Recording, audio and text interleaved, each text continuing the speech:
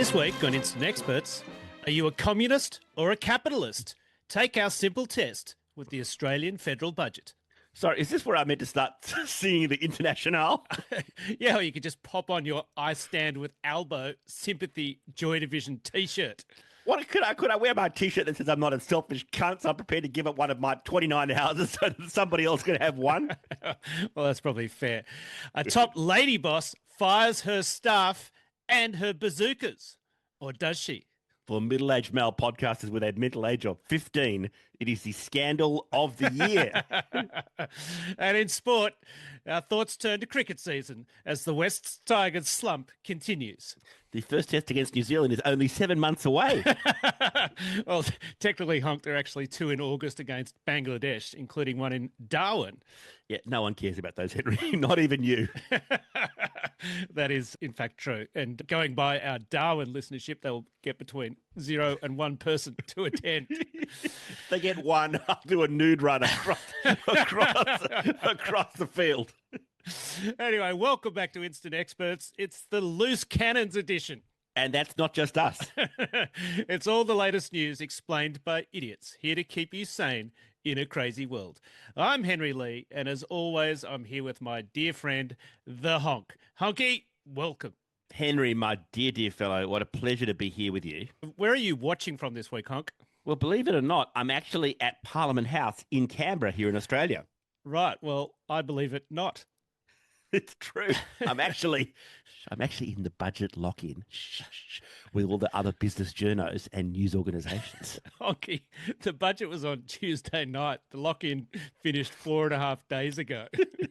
And since when are you a business journo and Instant Experts a news organisation? Hey, big shot. You're not the only economics correspondent on this show, you know, but I'm still here because all this tax stuff is pretty complicated and taking me a while to get my mind around. Well, I'll summarise it for you, Honk. We're paying more of it, tax.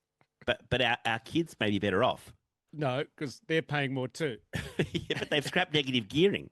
Yes, and increased tax on everyone, including our kids. Yeah, but Albo, the Australian Prime Minister, said it was about fairness and intergenerational equity. It is, because they're fucking everybody equally, especially our kids. Because for a lot of older people, the fucking is grandfathered. That's some deeply disturbing imagery there. What can I say? It was a deeply disturbing budget, Honk. Now, Henry, normally at this stage of the show, you ask me what caught my eye this week, but pretty clearly the Australian federal budget has caught yours. It has, and it is replete with the crooks, fuckwits and morons this show is famous for, or would be famous for if it was famous. Dare to dream, Henry, dare to dream. What about you, Honk? What caught your eye this week? Well, the budget too, obviously, and we seem to have slightly differing views, which I'm excited to explore and tell you why you're wrong. But we've also got some other things, some great scandals we didn't have time to get to last week, all sorts of fun things. Where do you want to start? Well, we have a large international audience on this show who'll presumably want to kill themselves if we start with the Australian federal budget. So why don't we come back to that and start with something a little more universal? What are you thinking? Trump in China, Iran latest? Cannons. What are you talking about, Honky? Cannons, you know, in the sense of norks, milkers, bazoombas, things that half the population has and the other things that half the population has and the other half loves. Are you saying you don't love them if you have them? They tell me the big ones give you back problems. How the hell would I know? Anyway, the point is, in all the excitement of the Met Gala last week, we did not have time, and we deeply apologise, to cover one of the great stories and scandals of our time, which is Cannonsgate. Well, I'm here for it, Honky. What is the deal? Well, a couple of weeks ago, the story broke in that most reputable of journals of record, the Daily Mail. A news organisation almost as esteemed as this one, Honk. Look, they're patchy at best, but they did nail this one. The story broke about a sexual harassment scandal at JP Morgan. The biggest bank by market capitalisation in the world. That's right. JP Morgan is a massive deal, very high-profile CEO, Jamie Dimon, the list goes on. And what happened? Well, a couple of days after Anzac Day here in Australia, a story comes out alleging serious sexual harassment in the bank's leveraged finance division, which would be a surprise to no one in normal circumstances. Right, sexual harassment on Wall Street. Who'd have thunk? Except the twist in this one was the sexual harassment allegations were made by a male employee about his female boss, or at least his former female boss, as the guy had left by then. Right, okay. Well, we're open-minded on this show, Honky, and equal opportunity. I mean, men getting harassed by women probably does happen from time to time, although I've never heard of it or experienced it in my own career. Nor mine, sadly.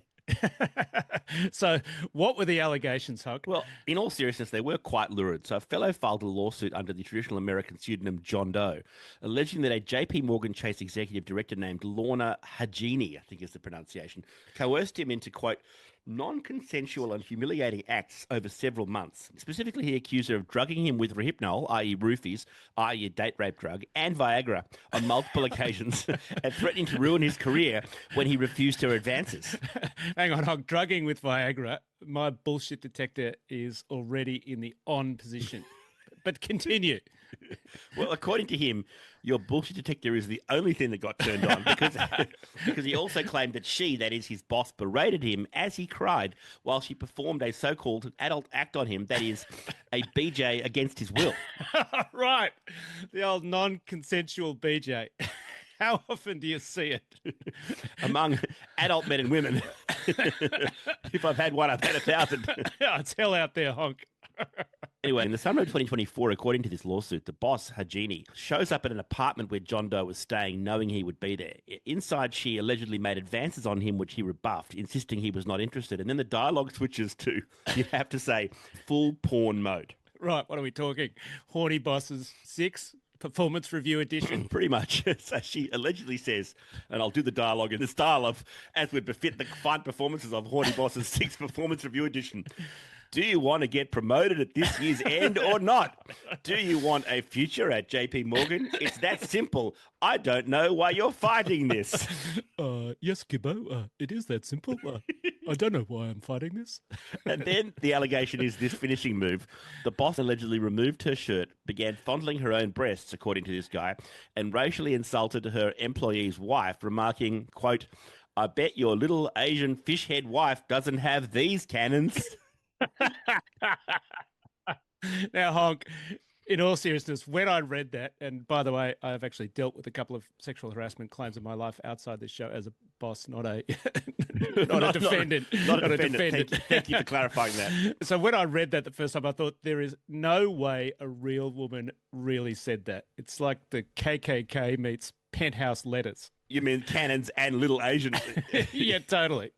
Yeah, it's got a touch of the, I never thought this would happen to me, but I was heading to pay my respects at Appomattox when the busty Betsy E. Lee swapped the two Carolinas out and said, General Grant, I surrender.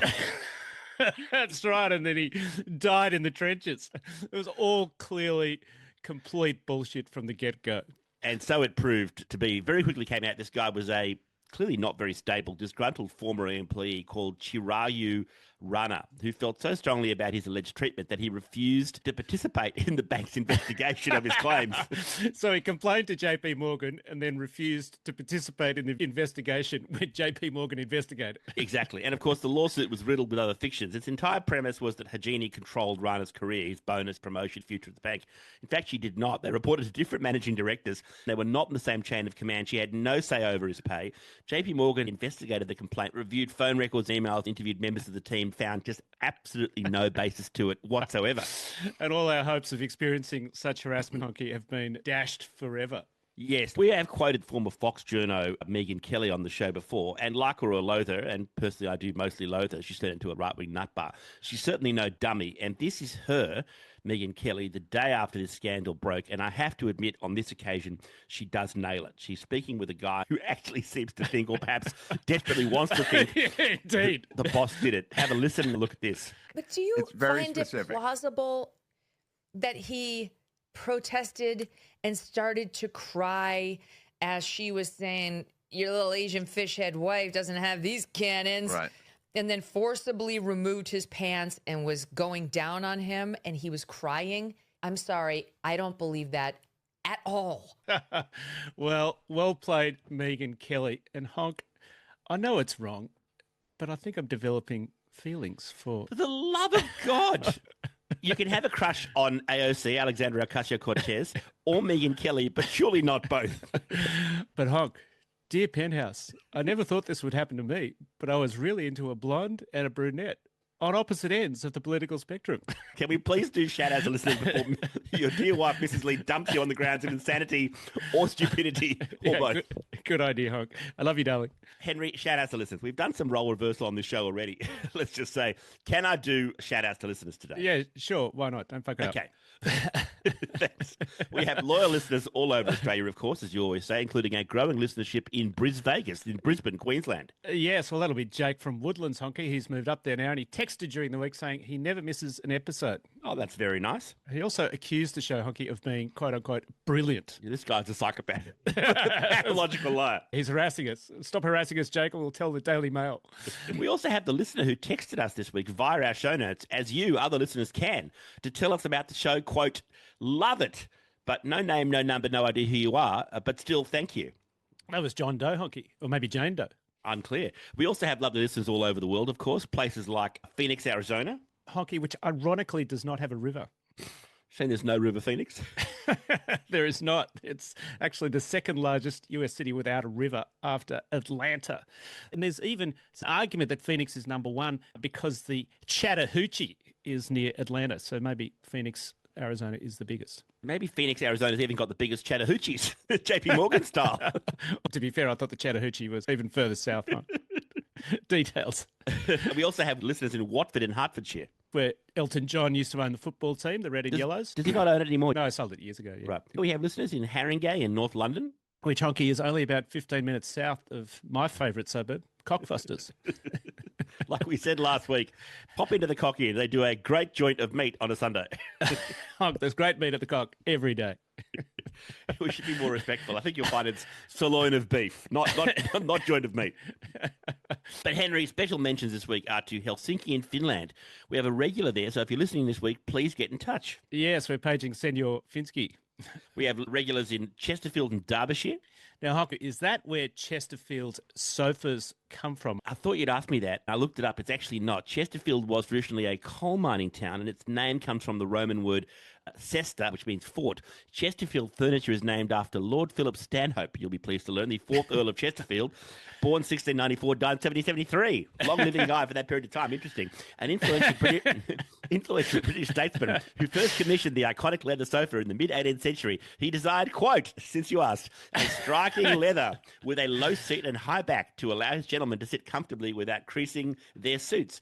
The Chesterfield sofas are also, by the way, the ones the Vice President BJ Vance is rumoured to like to stick his ding-dong in, just to bring down the tone. Yeah, well, they are very attractive couches, Honky, those leather ones, the little buttons. And lastly, the delightfully named town in central Bedfordshire, Leighton Buzzard, which is perhaps most famous for being the site of the Great British Train Robbery of 1963, which happened just outside the town at the Bridego Bridge. A great train robbery. Ronnie Biggs, Honk. Ronnie Biggs, the most famous robber at the time because he escaped from jail, lived the high life in Brazil for a long time. Did you know, Honk, he actually lived in Adelaide and Melbourne first? He only went to Brazil when the cops got onto him. I did not know that. How fascinating. Anyway, these robbers, including Ronnie Biggs, nicked at the time, 1963, £2.61 million worth, about 100 million Australian dollars today. Most of it never recovered. Well, maybe it's with our listener in Leighton Buzzard, Honky. So thanks for listening, whoever you are, and please send us a few quid if you like the show. Yeah, please, that'd be nice. Now, Honky, speaking of great robbers, it is time to return to the Australian federal budget. Overseas listeners and those with more than $1.50, look away now. Possibly also those who would like to have more than $1.50 at some point in their lives. But, Henry, just before our calm, dispassionate walk through the budget, and it actually will be, I wanted to do a couple of quick follow-ups on stories we brought you before. Right, just before my head explodes. Something like that. First, last year we covered, thanks to French-based listener, the Moose. Le Moose. Le Moose. Actually, strictly speaking, in France, it is l'élan. But if you lived in Canada, it would be l'orignal. but sorry, je digresse. We covered the story of, thanks to the Moose, the French President Emmanuel Macron arriving in Vietnam for an official visit. And famously, when the plane door opened, this was last year, he was being pushed, punched, or slapped in the face by his wife, Brigitte. For our video viewers, here's the image. We'll put it up. Yes, I remember it well. And at the time, Macron said they were just joking around, which is also, like JP Morgan, bullshit. You are absolutely right, because this week, appearing on French TV network RTL, a journalist who's written a book on the Macrons has revealed that what actually happened was Mrs. Macron discovered, just before that photo was taken, texts that President Macron had been sending to an Iranian actress living in France named Golshifteh Farahani. And having seen the actress, here she is for our video viewers, I think I'd probably want to shift to the goals too, I've got to say. Yeah, Jim Chalmers style, but more of that shortly, Honky. I also need to compliment you again, Henry, on your uncanny powers of prediction. A few months back, we covered the story of a multi-time bankrupt Queensland property developer, David Young, who announced that he had signed a deal to build a Trump hotel and tower on Queensland's Gold Coast, 91 floors, cost of 1.5 billion Australian. And as you predicted, Henry, the entire thing's fallen over. What, the building? I mean, I know construction standards on the Gold Coast are notoriously bad, but they never even got a chance for the whole thing to fall over and kill everybody. It's fallen over even before they started building. The developer blames the war in Iran and toxicity of Trump's name in Australia. The Trump organisation says the guy's just a broke, incompetent bullshit artist. Well, they're the experts, the Trump organisation. They know. I'm going with Trumpy on this one, but that was always $1, wasn't it? Yeah, 100%. Although, in fairness, you did call it. And with those fun tidbits covered, it is finally time for Henry to lose his mind over the new Australian budget. I'm in a flak jacket, an instant expert's flak jacket. Henry, take it away. Thank you, Honky. Now, for those that don't know, the budget is basically the new ways the Australian government invents to waste your money each year. Noting that about 90% of our tax money is basically pre-committed to social security, health, the states, education, defence, and coke and hookers, I think, in that order. Sorry, those last two items should have read interest on federal debt and general administration. That's $80 billion Australian or so. It's reserved for things like new infrastructure programs, old infrastructure programs that have massively blown out in cost, like the Snowy Hydro and the Inland Rail, and extra fuel so we don't run out next time the Strait of Hormuz closes. That's right. And the end of DIS, don't forget, Honk was a new program that was in the 10% at 1.2, but now it eats up $50 billion a year. The NDIS being the National Disability Insurance Scheme. Yes, everyone is in favour of the concept, but the administration has been an absolute disaster. It cost $1 billion a year when it started, which is only 10 years ago. Wow. Now it's $50 billion per year. I mean, that can't be right. 720,000 Australians now claim some form of disability. That also can't be right. Well, I mean, there are 4.5 million married men in Australia, so a lot of wives are being very generous. In fairness, even the government has recognised that the NDIS, which it created, is plagued by overdiagnosis, rampant fraud, but at the same time, underservice of those who actually need it, and it is trying to cut it back. The government's not actually cutting the cost of the NDIS, Honky. It's only slowing the increase, which is a classic government trick, and then it redeploys the savings. Which, in fact, are not savings at all. Anyway, that's the expenditure side. To be fair, the government didn't do anything too stupid this budget other than fail to reduce its spending a cent or continue to run a deficit for no good reason. I haven't myself been the federal treasurer for very long, but surely the first job is to balance the books, isn't it? You would think so, but I've only run 5 businesses, so what would I know, Honky? Nothing. You'd know nothing. So how are they? That is actually we get to pay for this all. Well, that's where the real excitement comes in. The short answer, Honk, is, as we said at the top, more tax. Now, Henry, I know maintenance costs on the pheasant tree on your various family estates, hereditary estates, are prohibitive. The Irish famed for estates with pheasants on them. I think the English all stole them in Cromwell's time, but anyway, you probably deserved it anyway. but we are, despite the pheasant tree on your various family estates, we are a non-partisan podcast attempting to enlighten ourselves and our listeners on real issues, except when we're talking about J.P. Morgan's cannons, of course. But some of the changes in this federal budget I did think were pretty sensible. Let's go through them. I secretly agree with you, although I hate to admit it. There were 3 big changes to tax. 1 is on negative gearing, 2 is on capital gains tax or CGT, and the 3rd was on taxation of trusts. So negative gearing, Honk, which we'll start with, is the practice of buying residential property, units or houses as an investment, renting the property out at a loss and deducting the losses from other income. And that's no longer allowed except for the purchase of new houses off a plan, i.e. to help increase the number of homes available to buy. Right, so that is effectively trying to stop investors who are more often older and wealthier competing as much to buy houses with usually younger buyers who actually want to live in them. Now, that should, in theory, reduce the cost of houses or at least slow the growth in cost, so the cost of buying them bears a presumably closer relationship to what people actually get paid. The median dwelling, as I understand it, in Australia now costs about 9 times the median income, whereas it used to cost 3 or 4 times the median income. I think everybody agrees that houses are unbelievably expensive. Although to really get prices under control, they need to either build more of them, Honk, or have fewer buyers, i.e. less net immigration. The leader of the opposition, the coalition, Angus Taylor, gave a budget reply speech last night. He went very hard on immigration. I have to say for myself, I quite strongly disagree that immigration in Australia is really in any way the material problem. And the proof for that for me is that if it was really the problem, the difference between where the Labor government currently has immigration levels and where the Conservative coalition, which has blamed immigration for housing costs, wants immigration, wouldn't be as relatively small as it is. It's like 30 to 50,000 people in difference. To me, the problem is overwhelmingly the cost of homes and rent, as you said, driven, as you also said, by fundamentally not enough stock and by policies on tax and investment that I think may have been well-intentioned at the time and are logical, but have ended up concentrating too many homes in too few hands. Yeah, that's a whole other debate. But in broad terms, I'm okay with the changes to negative gearing, especially as current investments are grandfathered. That is, if you currently have an investment property that you have negatively geared, you're allowed to continue to do that. Now, that seems fair to me, but the government's been criticised not only by some for winding back negative gearing, but by other people for grandfathering negative gearing too generously on existing properties. So take us through that. Why do you think grandfathering is fair? Well, A, because the negative gearing rules have been in place for decades and 1 million plus Australians have made really material investment decisions with their after-tax money based on those rules in an attempt to build financial security and not rely on taxpayer money in their old age.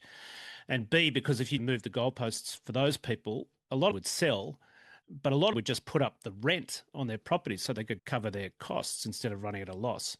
And that's going to drive up already very high rents and be bad for the people the government claims to be trying to help, that is, those who don't own their own homes and are at the mercy of the rental market. Fair enough. So that's negative gearing, the winding back of it for future investment purchases and the grandfathering of existing arrangements. The government's new budget also announced changes to the use of trusts as a means of management by people of their finances and their tax. Could you talk us through that? Yeah, look, trusts are tricky, Honk, because they're used by a lot of families and a lot of businesses for different purposes, including asset protection and estate planning.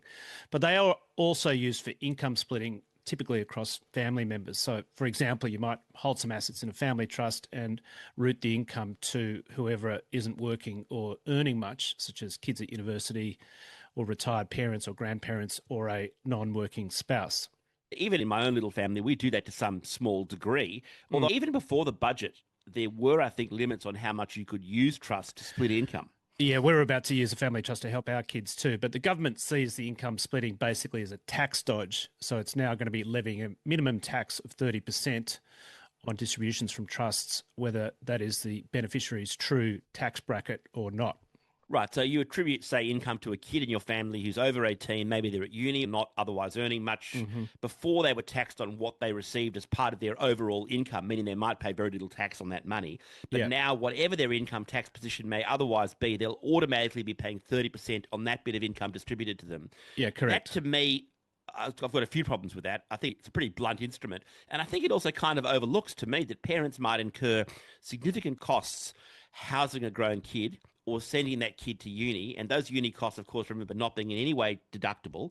In education spending in Australia, which is a whole other debate, is not in any way tax deductible. Personally, I think there's an argument that it should be. Attributing income to that kid, part of the family, to give the family a bit of tax relief in those circumstances does seem fair to me, and being able to split the income among a family unit in and of itself seems fair to me. This new, as I said, sort of fuck yous, you're all paying 30% system that's coming in seems to me like a pretty bald tax grab. And it is a tax grab. For 1 million years, the rule with trusts has been that the trust doesn't pay the tax, the beneficiary does, and the beneficiary pays the tax at their appropriate rate, which could be a high rate, but it could be a low rate. But now they may be paying it at a quite inappropriate rate. I suppose the merits of that argument, Hockey, depend on whether you think the fundamental unit of taxation is an individual or a family. A bit like you said earlier, you could argue that a family set up with, for example, one primary breadwinner and one stay-at-home spouse is an economic unit of itself and should benefit from two tax-free thresholds and not one. Ditto, whereas many do, you have kids over 18 at home who aren't yet earning but whose lives incur costs for the family. Or you could argue that differing family arrangements are people's choice and not the tax officer's problem. But personally, I think it's a bit stiff when you put assets in a trust for the benefit of your whole family. Pay for it with income you've already paid tax on, don't forget.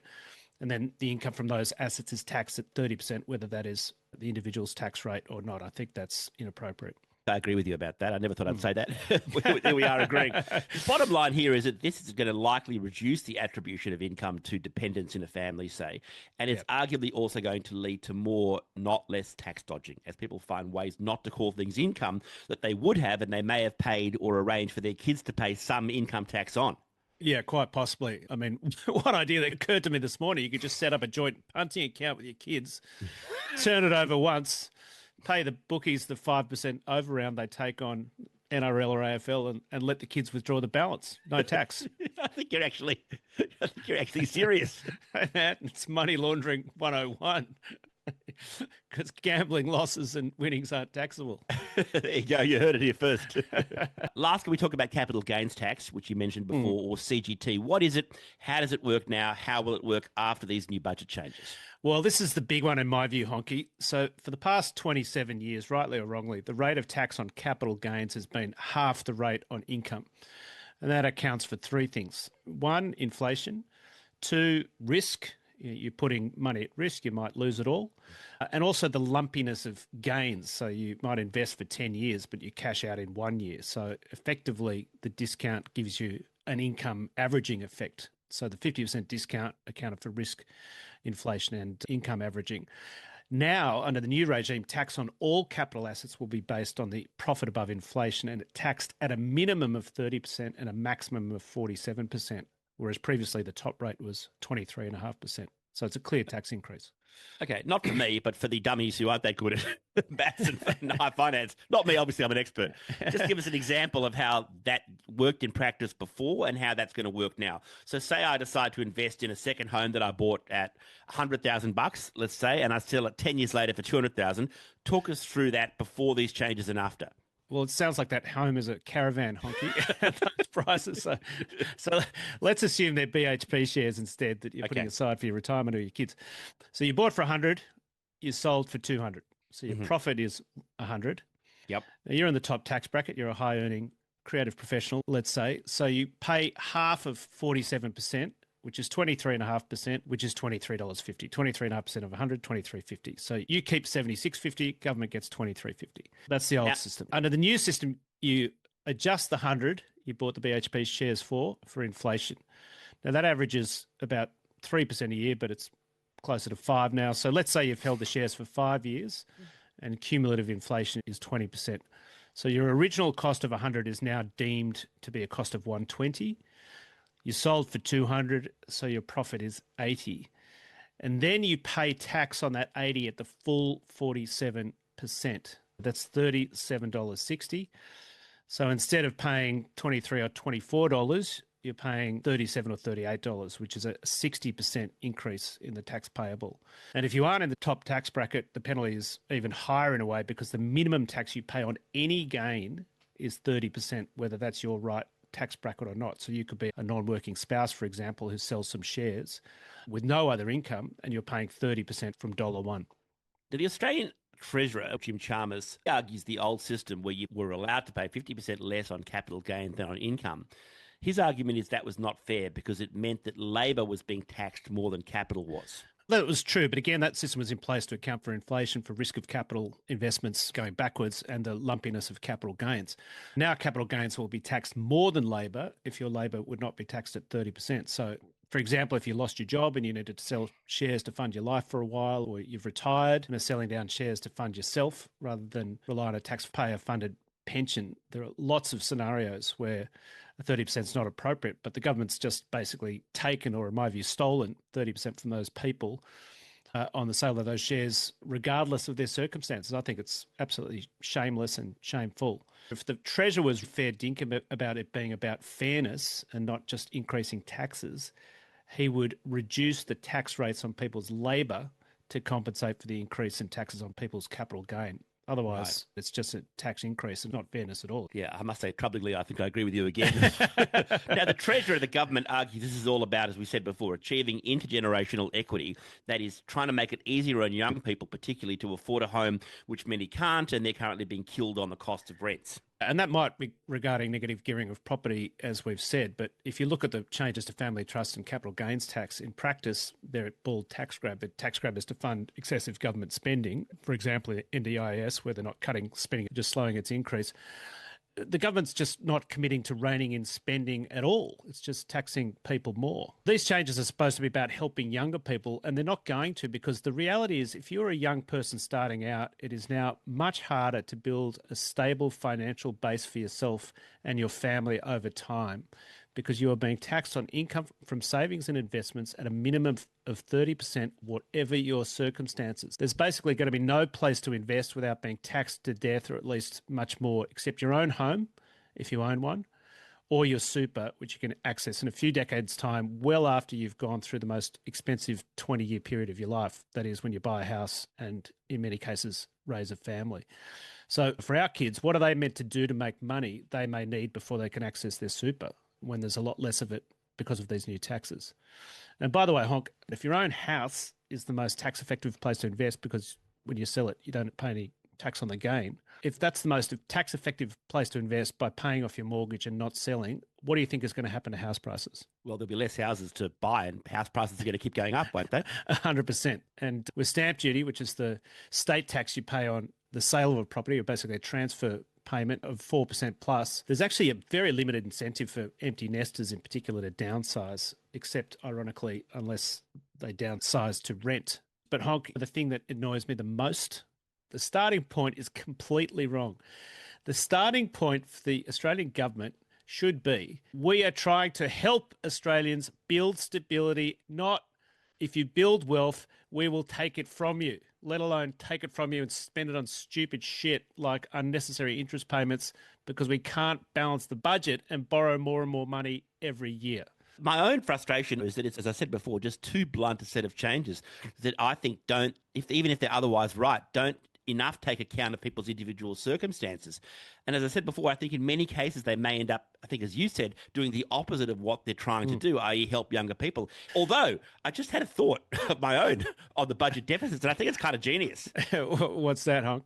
Maybe the government is negatively gearing the whole country. What if the government's trying to run it at a loss, get half of it back in tax, and they're kind of hoping the value of Australia continues to appreciate, so they can eventually sell it for a profit later on, CGT free. Well, that's a brilliant thought, Honk. But in fairness, intergenerationally speaking, maybe we should ban that too. Of course, yes. I don't see the point of borrowing money for no reason, increasing our interest payments and deflating the currency. So I'm going to invite the honourable member for Honkville to speak to the motion while you're in Parliament. I'd like to move the motion, Mr. Speaker, before I lose all bowel control. Moved and seconded, Honk. Moved by the Honk, seconded by the Honourable Henry Lee. Anyway, fingers crossed we have laid out the most pessimistic view of this budget, but I'm not sure that you've got it too far wrong, I have to say. All right, Honky, enough of the economics. Time for sport, which unfortunately is just as depressing. Oh, God. Jesus Christ. Make us stop. I speak, of course, of our beloved Tigers. Oh, the West Tigers, the National Rugby League's blended family, black and orange-headed stepchild, which got our hopes up yet again early this season before losing half the team to injury and getting beaten last week by 40 points. God help me, what happened this week? Well, we conceded 40 points and lost by 28. Did you watch it? I should have, Honk, because it's actually the one game they'll play in Melbourne this whole year. Which is where you live. And it's the home of the Melbourne Storm, who we lost to, traditionally one of the best teams in the competition. But this year, they were on a 7-match losing streak before they played the Tigers. The irony was I was flying back from your place in Sydney, but I didn't know when the game was on. So I landed right when the game was starting. I'm standing in the pickup area. Mrs. Lee picked me up 12 minutes later, and we were already down 20-0. That's more than 1 point every minute. It was a horror show. I had to take over driving the car to prevent myself watching the rest of the game. It has been a horror show all over the world this week, Henry, from Australian Parliament to Canberra, as we said, to wherever the Tigers have been or will be playing, even to the couch Emmanuel Macron's been sleeping on since his wife cracked his phone code. Well, it was at Chesterfield, though, so there was some relief. Some small pleasures. Anyway, however you slice it, it's been a horror show all over the world. So thank God, Henry, it is time for people who are even worse. And I speak, of course, of the segment of the show featuring our most delicate, nuanced analysis, Cunt of the Week. Music, please.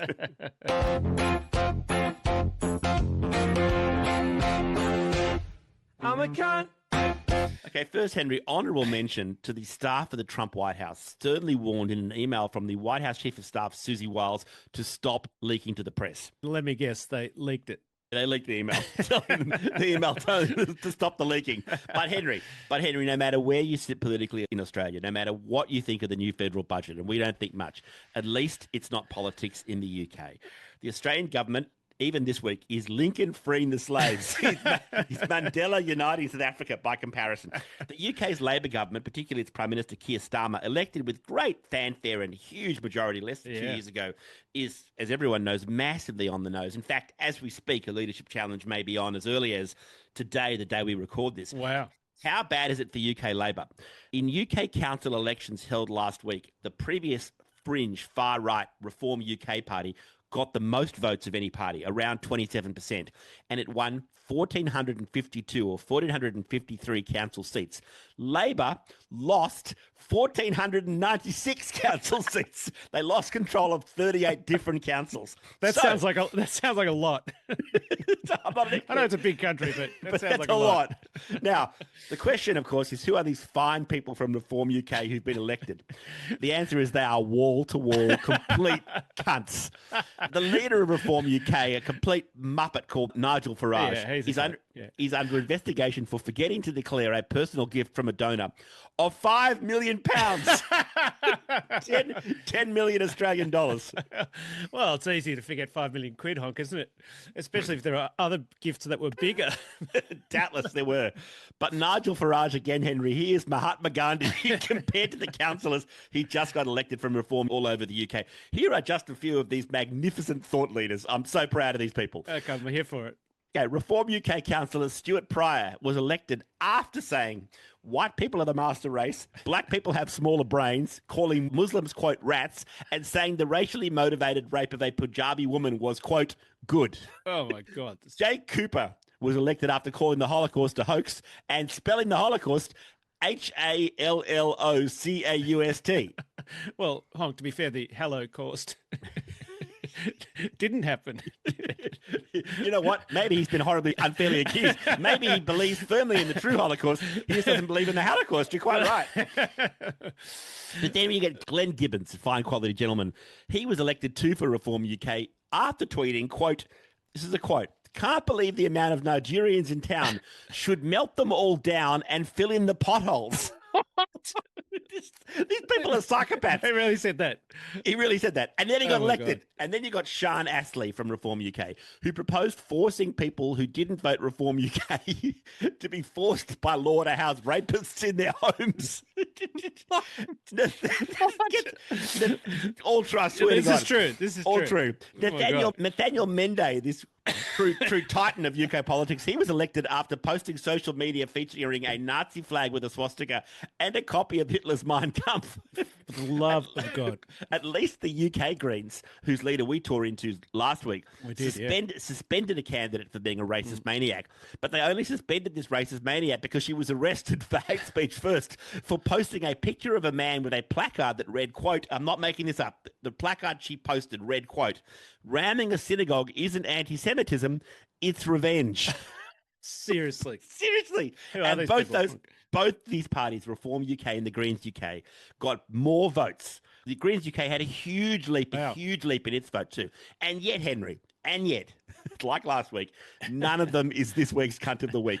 What do we know about Australia? It has the best beaches in the world. Whether it's Melbourne or Sydney, it's the best coffee in the world. And it turns out, and you should be proud, we also have the most psychotic racists in the world. 10 minutes from my house, this happened in Sydney, is a netball competition for young girls. One of the biggest in the state where I live, New South Wales, run by the Randwick Netball Association. Yeah, probably a couple of thousand people are there every Saturday morning. Yeah. Last weekend, in what's become national news, there was an under-12s little girls netball game between the Saints Netball Club and the Maccabi Club, which is overwhelmingly a Jewish club. Yep. A kid on the Maccabi team may or may not clear, may have used a bad word. of the court. Rather than let the umpire sort it out or complain to the team coach or club, a mum on the other side from Saints, again in front of a couple of thousand people, and it's a known fact that hundreds of them heard it, screams hysterically at the top of her lungs, quote, "Fuck the Jews, you should all have been eradicated." What? In front of hundreds of children. Right. The under-12s netball. Under-12s netball. At Heffron Park. Yeah. The cops turned up and she denied it. She subsequently says she's got nothing against Jews. No. Other than they should be eradicated. After that, I won't have a problem with them. Except for that.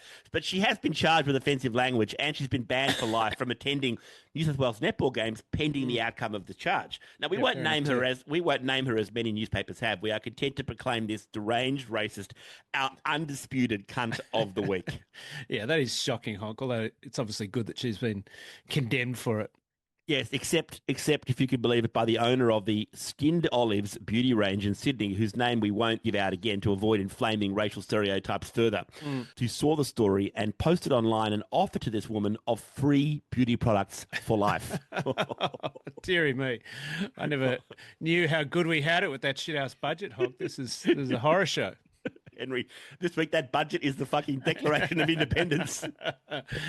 Oh, good God. Well, Honk, I've had enough of the fuckwits, crooks and morons for another week. Even for us, even we have limits. Make the madness stop. Thanks as always, everybody, for joining us. As you know, you can watch us on YouTube. You can drop us a like or a comment there. We love to read them. The link's in our show notes if you haven't found it yet. You can also find us on all audio platforms, obviously, and on Spotify. And from this week, Honky, on Apple Podcasts as well. You can watch us on video if you want to, or if you did once, screamed in horror and swore to God, never again, just listen to us on audio. Find us in all the usual locations on socials, especially TikTok, Instagram, and YouTube for the short clips, and share us with your mates through WhatsApp and rate us in the various podcast apps 5 stars if you believe that's the proper rating. Otherwise, keep your mouth shut. But it does help us grow the show. That's true. Also, please check out our show notes, as we always say. That's a rundown of what's in the show. Like that mysterious stranger did this week who walked into the saloon, sent us a positive text and walked out again without a tip, his or her cowboy hat. You can send us... You can be like John Doe at JP Morgan, Honk. You can send us bemusing allegations about your boss, written in the style of penthouse letters. Indeed. And like that stranger did, you can send us a text from our show notes. We'll read it on the show. You can also send us a voicemail direct from our show notes and we'll play it on the show. And do read our show notes, as we always ask, for extra jokes so bad these jokes offered to run for council in Essex, and Reform UK said, nah, we're right, thanks. And we'll be back next week at the usual time of ASAP on Saturday morning, Australian Eastern Standard Time. Yes, we will. But before we go, we're going to finish, as we usually like to do, with some video/audio of particular crookery, fuckwitticism, or moronification, Aussie-ness. First this week, and following on from last week, a little more of my other new crush, on top of Megyn Kelly, AOC, and Winter Olympian Eileen Gu of the bubble dress, that is UK Conservative leader Kemi Badenoch. In the House of Commons this week, she absolutely stuck it to the UK Chancellor of the Exchequer, the equivalent of our Treasurer, in relation to her budget. Although, to be fair, Honk, I thought she was talking to Jim Chalmers, wondering why she kept calling him she. It's a dead set crush of crushes with you, Henry. I cannot keep count. You're like the Hugh Hefner of delusionals. Hugh Hefner of stands.